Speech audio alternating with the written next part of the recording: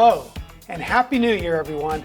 Thank you for joining us for our first edition of Monroeville at Your Service 2025. I'm your Municipal Manager, Alex Graziani, joined in studio today by a special guest, none other than Mayor Dr. Nick Gresock. Mayor, welcome.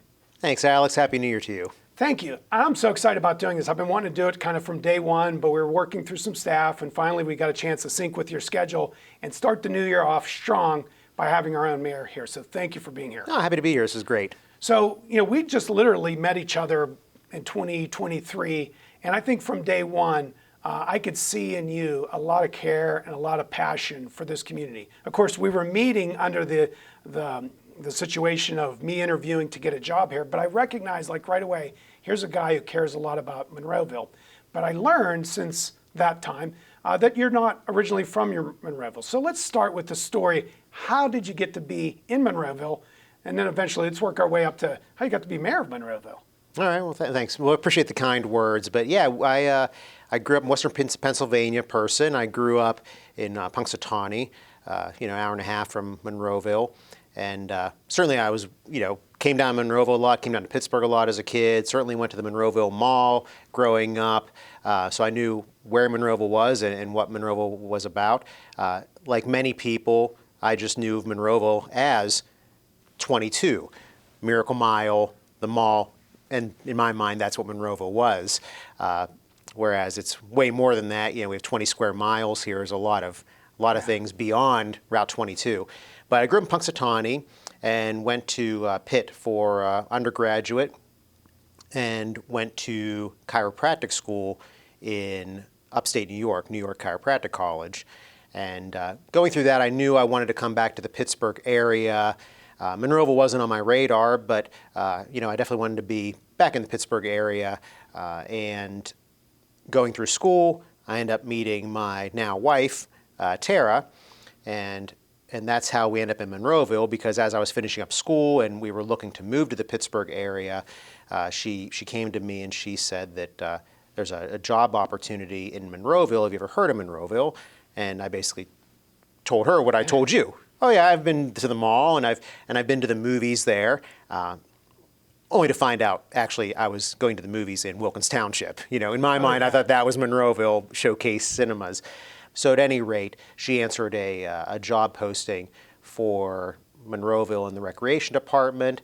And I said, well, I know where that is. And this is even really before, cell phones were very popular. So I got on the computer and had to MapQuest where the actual municipal building was. And I drove her here, and it's kind of funny because I remember sitting out in the car in this parking lot and waiting for her as she interviewed. And she ended up getting the job. And she actually even started here even before I moved back down to this area. I was still finishing up some schooling, some rotations up in New York while she was already working down here. I started my practice in Monroeville as a chiropractor. I guess it would have been probably maybe 10 years went by. And someone approached me. At that point, it really wasn't something I was really put too much thought into, but I was approached and I was like, well, maybe it's something I'd look into. And I was certainly aware how, municipal government was working at the time with Tara being involved. And so that's where I decided to, put my hat in the ring and ran for council and was able to get that council seat and was reelected in that same seat. Our former mayor was finishing up on his terms for mayor, and that seat was available. And at the time, I was also serving as the deputy mayor, and it just seemed like that was the right time to move on to the mayor's chair, and it worked out for me. So I want to come back to the terms and the service, but you kind of went over it quickly. As a chiropractor, you have the unique opportunity, or you took advantage of the opportunity that you had to not only be a clinician, a practitioner of the medical services, but you're also an entrepreneur and a small business owner. So you're kind of doing it all, so to speak. And I admire that because I look in Monroeville, and yeah, we have our national chains, and we have a lot of big companies or big corporations, but it's really, Monroeville's made up of so many, I don't want to exaggerate, but hundreds, maybe 1,000 small business owners who, whether they're accountants or chiropractors or run other kinds of services, that's really what is special about Monroeville. There's so many of them involved, and you got involved in the community as an entrepreneur. What was that like? I mean, did they teach you that in chiropractor school? Like, here's how to run a small business, or did you just gotta kind of learn it as you go? Yeah, not as much education as I think what was warranted, but yeah, you kind of just learn as you go, and also too, I mean, no matter what community you're starting any business in, every town's different, every community is different, whether it's in Pennsylvania or a different state. So you really have to just kind of dig in and go to the governing body of who controls all of that, and then hopefully the staff in that area are helpful and can walk you through everything, because there's always someone that can help you. We're really a big advocate of asking questions and trying to find the right person, have the right answers, and then that's actually at the time the staff of Monroeville helped me get through that. I certainly didn't know them as a council person or as a mayor, but just hey, this is what I want to do. How do I do it, or what do I have to do? And there's a checklist you have to work your way through. As an entrepreneur, you have a set of skill sets or services or offerings that you think can be beneficial within the marketplace. But meanwhile, you got to figure out the regulatory environments. And for you as a doctor, you had not only the clinical or the state medical board stuff to concern yourself and figure that out, but also the local regulatory environment. And I know we tried to do that here. We try to create a business-friendly service here at the local government level. Trusting you all know how to make a profit and make the books to balance, we'll help you get into the facility, whether that's the inspection process or whatever it does. But I like the fact that I'm working for mayor, and it isn't just true with you. There's other gentlemen who are elected in this community who are also business owners or have some entrepreneurial experience who've kind of lived somewhat of the situation. But I appreciate working for you because you kind of know what the folks we're trying to serve have to live in day out. Right. Be profitable within this business community, but also navigate the regulatory environments both at a state level or in our case at the municipal level. So I appreciate that because I think that gives you a different insight than maybe some of us do who work in local government. We may not have all of that background that you have. So I appreciate what you bring to the table. And I can see it when you're trying to work through decisions that affect the people. Now let's talk about those decisions. You get on to as a council member, how many terms did you serve?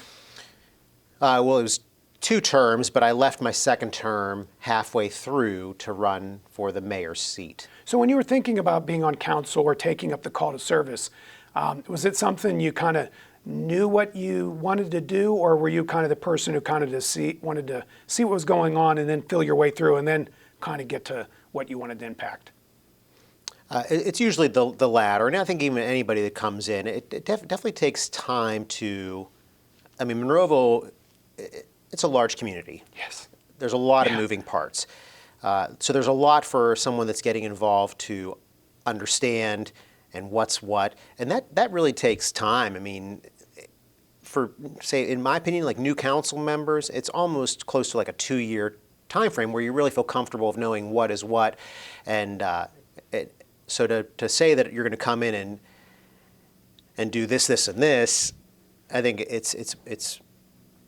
that's difficult to do. You really almost have to, okay, where are things at currently? How do things currently operate? Because also too, we have a lot of, history here. We have a lot of, we'll call it institutional knowledge. So sometimes you might have a great idea, only to find out, well, someone else tried that great idea. Yeah. And it wasn't a great idea for certain reasons that maybe you didn't even think of. So I think what I did was I just kind of sat back and tried to kind of take everything and to kind of understand things and to move from there. Thinking back on the time as a council member, what were some of the things you were glad that you were involved in or proud of to have accomplished? Well, I mean, throughout the whole, and this is even true to even our last budget, I mean, one of the things I've always been firm on is the services that we provide here in Monroeville, and always supporting those services and trying to find a way to deliver those services to residents and to maintain them, because there's always calls to reduce something or to cut something, and I think it's pretty short-sighted. Yes, you can save some money that way, and we certainly want to save money to the best of our ability, but you start cutting things, you start outsourcing things, and you never get them back, and they often cost just as much, if not more, without the control that maybe you have at a local level. And I always look at, Monroeville, at least Monroeville government, our job is to provide like a foundation for organizations and businesses and residents to come here. People think we have control over everything, or that we can bring a certain store, or we can bring a certain restaurant, or we can build this, and it really doesn't work that way. But if we can, what we definitely can do is provide that foundation, so then businesses want to locate here, restaurants do want to locate, residents want to come here, and I think that's the most important thing to kind of maintaining our level of service throughout the whole time. And you talked about experiences and getting the understanding of what you're doing through a couple of years. I think in municipal management, having served my first full year, it does take a lot to learn what's going on around here. But I think when I look back at the past year, you were well positioned, because around this time last year, we started to get news that the convention center was closing. And that certainly, over your term as mayor, was one of the biggest challenges that this municipality faced. What were you thinking when you first heard that the convention center was going to cease? Well, when I first heard the news from Sean Logan, he's the president and CEO of the Convention Visitors Bureau, he gave me a call. It was a weekday morning, and it just really, I had to take a pretty good pause and then start asking the questions of, okay, how did it get to this point, and then what do we do next? And it really was a big task for the entire community, for everyone involved, for Monroeville, for your office, for staff, for the council members, for the Convention Visitors Bureau, because it's has such a positive economic impact, not only on Monroeville, but on the region. And now we get back to talking about all the other businesses and restaurants, and even a step further, even the people that live in Monroeville. It's a quality of life center where, okay, yeah, people get to go to shows that interest them, and it's a fun day out for a lot of people. There's also people, small businesses, that rely on that to showcase their products or showcase their businesses at the conventions. So the ripple effect, the economic impact of that center is unbelievable. From everything I described to hotel stays, it really drives so much in Monroeville, and it would have been devastating for that to leave the community. You were key in helping, particularly the statewide officials, sense that. I think in a Commonwealth as large as Pennsylvania, it would be easy to lose track of what is significant regionally or locally because of that statewide look. But you were really critical in helping to understand the multiplier. But once they were hearing it from you and people like Sean, they quickly rallied around, oh, we get it, this matters, and we need to save it. But of course, there was not as simple as, now we get it, let's save it. There were some steps involved, which I appreciated watching you and others kind of like navigate through those steps. What I most appreciated was how you did it in a way that was all about pro-business, pro-Monroeville. We weren't looking whether it was another entity who was leasing the convention center, taking them down or tearing them down. We welcome anyone who wants to come and do business in Monroeville. It's a privilege for them to come to us. But you were very positive in that, in navigating something that others may have found to be easy to be negative. So talk a little bit about, like, once we got people excited that it was worth saving, now we had to figure out how to do that. And then include, where did it come with the idea that we would be buying it? Well, I mean, overall, I think it was an easy decision.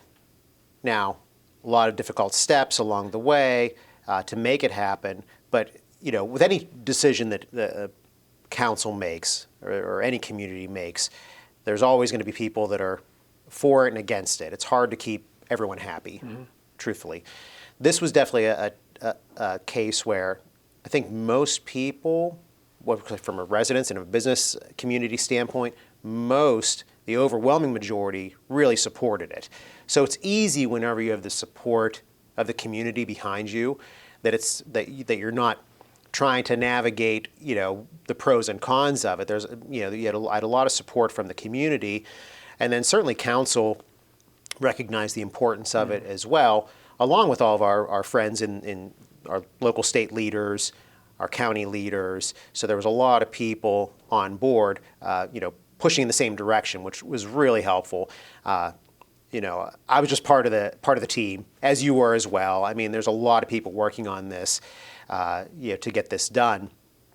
But we were just kind of going through all the motions of it, all the options, and we had a lot of talks with Oxford regarding the matter, and and Hobby Lobby already had a lease signed, so we were in contact with them as well. And the first step was getting that lease or that direction to stop or change. And Hobby Lobby was gracious enough to break their lease, because I don't know if they were really understood what the convention center meant for Monroeville and for the community. I really don't. So they were like, yeah, we'll get out of this lease, and they were able to do that. And then the next step was, okay, well, where do you go from here? And we had a couple different options on the table, and then ultimately what we landed on as a group was to purchase the building. But we also didn't want to make it another municipal department. We don't want to make it another building that we had to take care of. So we came up with the idea of purchasing the building and being more of the mortgage holder or the banker, so to speak, and have the Convention Visitors Bureau operate it, oversee it, and they would use their third party, that's how it's always operated actually, to run the shows. We wanted to kind of keep it as seamless as possible. We don't want to make big changes because we had a fear of maybe the show promoters not wanting to come back to the center. We wanted to really keep it just like it's always been. So essentially, we ended up just replacing Oxford as the owner. Yeah, almost 100% of the shows that were canceled with the initial closing announcement were signed back up, which was a testament to how much they felt that the Monroeville Convention Center made sense, but also to other options within the market. In other words, it wasn't just simple for some of those shows to find another alternative location nearby that made financial sense. So that was good for us to know. So moving forward, we were, I think you're right, able to, using Prospera, who was the entity managing day-to-day the hotel when it was the hotel, and then eventually in the convention center, we have them now servicing us with the convention center through Visit Monroeville. And like you said, it's sort of a arm's length plus distance between us and them. But circling back to the purchase, what amazed me was, particularly coming from the outside, was the sound financial stewardship that Monroeville had put itself in. One of the things you need to know in local government is the concept of fund balance. And that basically is how much money's in the bank when all the bills are paid. And particularly at the end of any year, how much money's left in the bank after the budget's done. And what this community had done through stewardship of the money was have a fund balance that was safe and secure for big emergencies or break in case of emergency needs, if you think of a piggy bank. And we were able to move that without incurring debt, and we're able to get that money together to buy from Oxford the convention center, which again was a testament to financial stewardship. Now going forward, we believe it will be successful, and as we look at options to develop, market, improve it, it will continue to be successful. And the hope is that eventually the taxpayers' investment will be reclaimed. But even if it's not as quick as we all would like, the businesses and the stability within the hotels and the restaurants will pay dividends for all of us, not only in the form of taxes directed to the municipality, but back to the quality of life issue that you talked about earlier. Absolutely. It's not going to be just as simple as, okay, we bought it for X amount of dollars, okay, and now that money's been paid back. Because it's not going to be directly coming from, say, the mortgage payment that Convention Visitors Bureau is going to be paying back Monroeville. It is all the things you mentioned, the tax revenue and the financial, the ripple effect, all the money that comes into the community, which makes our other businesses successful. And if our business community and our hospitality areas are successful in Monroeville, then the municipality will be successful. And I think that's a great investment for the community. And to speak of fund balance, you mentioned it. Yeah, over the past several years, there's really been great leadership. Your predecessor, Mr. Little, Tim Little, was really able to get the fund balance up. When I first started, we didn't have that healthy of a fund balance. And over the years, with Tim working with the department heads and the councils, over time, we've really gotten to the point where it's more of a comfortable fund balance for like what we call like a rainy day fund or a savings account. And so the $5.5 million to buy the convention center was able to be afforded through that fund balance. Watching it from my vantage point, it was pretty impressive watching the resolve of you and the elected officials to stay the course and do this. It was not an easy decision, and I think we're all going to be better for it. Now, it's a new year, and we're in 2025. It's the last year that you serve as mayor? Yes. Yeah. Okay, So I'm in my second term. This is my last year of my second term. Yes. So we got a short amount of time now. What do we want to get done? What are we looking to do this year in 2025? Well, I think a big thing, we've been talking about this for some time, is really getting our capital improvement budget put together. So capital improvement, so we have operational budget, which we just approved in December, which is the day-to-day operations. And then capital is more of those bigger ticket items, those investments. And as I mentioned before about the foundation that I think the community needs to provide or municipality needs to provide, that's where capital improvement projects come in. And maybe that is updating buildings or fixing things that maybe have been neglected for some time, investments in parks, investment at the senior center, at the library, at our public works department, all the things that kind of keep that foundation and those services we provide. So that's going to be the biggest thing, is really getting council and you and your staff to work through what are the needs of the municipality, and maybe not necessarily short-term needs, what are the long-term needs? Because we have aging infrastructure and buildings that are getting older, and just to try to work on the budget to make investment in those things moving forward. Yeah, this year this building turns 25. So if you could think of a house that was built 25 years ago, things like roofs and other kinds of systems might need to be replaced. And so whether it's windows or something, we need to be thinking about those things.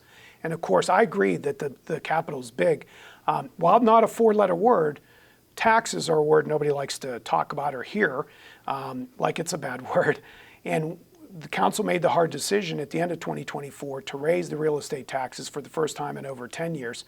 And what we recognized in the process was how it lost ground with inflation and the values of properties within Monroeville and what the tax was raising.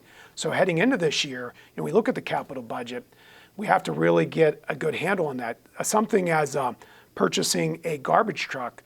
5 years ago, the cost not only has increased, but the lag time between when we agree to purchase and actually see delivery. In 2024, we were ordering garbage trucks that we don't know if we'll see till the end of 2026. So, you have to really do a little bit of creative planning to be able to say, okay, I've got to agree to buy a piece of equipment now that I might not see for a couple of years, hoping that the equipment I have now can service me till the new one comes online. So yeah, I think I agree that getting the capital budget organized and early, maybe second quarter or so, presented publicly, and what the sense of that long-term capital improvements program could be, will be very important, particularly on the back of that tax increase, that we kind of owe it to the taxpayers to be like, hey, here's what we're doing now.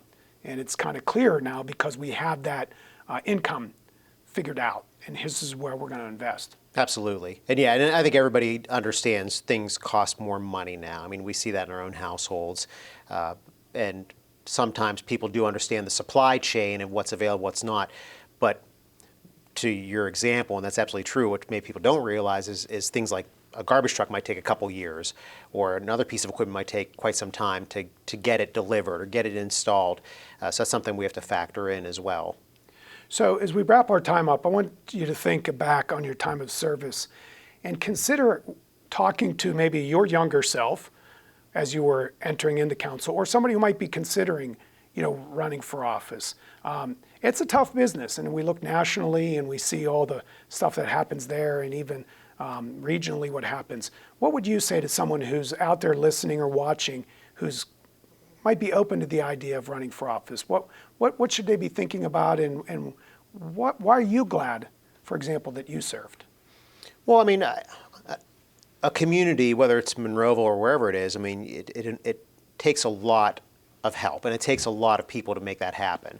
And even from a municipal standpoint, not only is there a mayor, there's 7 council members, tremendous amount of staff, but there's also people that serve on boards and commissions and authorities. So there's a lot of people, and I think that the main thing I just want to stress to people is to get involved with your community.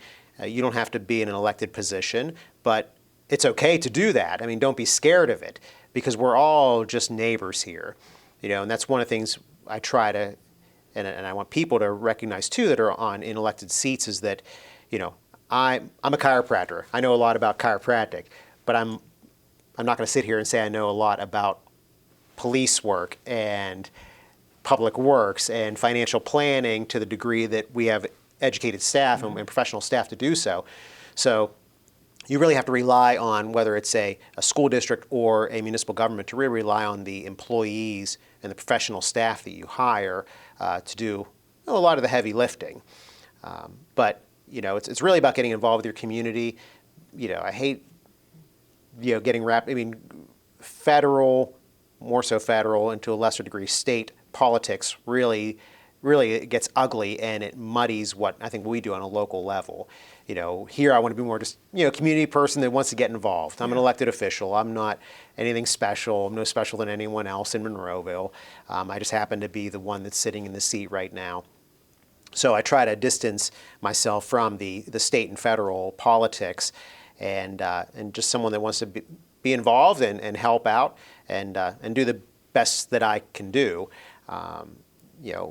Is there room for improvement? Always. I think that's no matter what you do in life. There's things you could do better, but I think we do a pretty good job here in Monroeville. I think this is a very good council that I get to work with daily. Getting you hired for this position, the municipal manager from Monroeville, is a very important position. So it's been great to work with you over this past year, and it was definitely something that was important. I've been through a couple of the hiring processes of getting a municipal manager hired. It's a big task to do, and we were able to do that successfully, and that's an important thing for the community. Because I always tell people locally, or at least from Monroeville, the way we're structured, there's a mayor, council members, there's a municipal manager. So the municipal manager, I would kind of equate to being like the CEO. Mm-hmm. The council is the board of directors, and I happen just to be the chairman of the board. And if we can kind of keep that in mind, we can keep that structure, and that's when we can really get things done, by working that way instead of someone doing a task that they really shouldn't be doing, and try to work as a team and get things done. Well, I love that answer of starting with serving in the community, from the planning commission or library boards that are groups that we appoint, as the elected officials. You all appoint those people, but to the different civic groups we have, from food banks or Meals on Wheels to other community organizations, and to the chamber. There's so many ways to plug in that gives you a greater exposure to kind of how things work. Kind of jumping straight from the living room to the council chambers is such a big learning curve, but can be made smaller if you're serving in other places. So and they're all important roles. Yeah. I mean, everyone's job is important. Being an elected official, as they always say, it's a thankless job. It really is. But it's really about getting involved, and it's important work, and it's something that needs to be done. And if it's not you, then who is it? Yeah. So it's always great to be involved. But I think we're doing some good things here in Monroeville. We got this recent budget passed. We're going to keep working on that capital improvement project. We just got finished with our updated zoning ordinance, which I think is very important, and that's really talking about long-term planning and trying to allow that foundation for growth in the community. There were some things we changed along the business corridor. There's things we changed at the mall property to allow for more investment, and these are things we're really interested in moving forward to get done in the community and to keep this a great community that it is. One of the things we do at Monroeville at your services and out on your town, and you and I need to do a segment out at the parks and maybe on one of our trails talking about some of those things that you've been able to be a part of as your time as mayor. But with that, I want to say thank you to you and to the other elected officials for the hard work. I see it firsthand. I see the preparation that you put in and the other council members put in to prepping for meetings and the multitude of meetings we have between meetings, one-on-one or in small groups and committees and so forth. So thank you for your service. I know after your term's over, you won't be a stranger, because as a business owner, as a neighbor, I love the way you phrase that, as a person who lives in Monroeville, you'll stay involved, and I know I'll be seeing you around, so I'm very thankful for that. But I will get you out for an Out on the Town segment sometime, so thank you, Mayor, for your time today, and look forward to having a great 2025. I agree. Thank you so much for having me. It's been great. We've had a great past year and looking forward to a great 2025. Thank you. With that, on the way next, we'll take a look back at some of the best moments of 2024. That and the Manager's Minute on Privilege, when Monroeville at Your Service returns.